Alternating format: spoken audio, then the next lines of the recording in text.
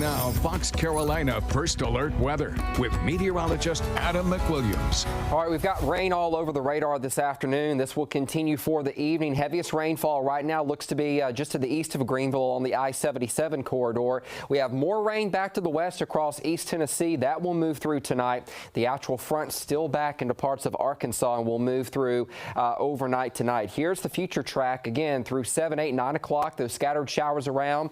Some heavier showers begin to move in as we head towards midnight. None of this is going to be severe, but there could be some heavier showers that move through. And then it's all out of here by about Friday at 4 a.m. So before the sun comes up, we should see a pretty nice start to your Friday. The winds are going to start picking up as well. That's our next big thing, our first alert, alerting you to these winds tomorrow.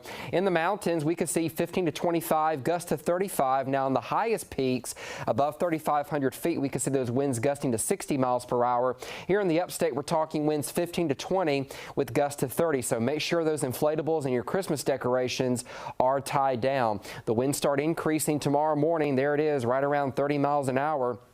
But the mild air is also going to be here to stay. So we had that quick Arctic shot earlier in the week. Now we have the mild air that's going to be around this weekend and through the next week. Take a look at this Christmas forecast on the 7-day. Look at that. Thursday, Christmas Day, 68 degrees here in the upstate. It's going to feel downright warm outside.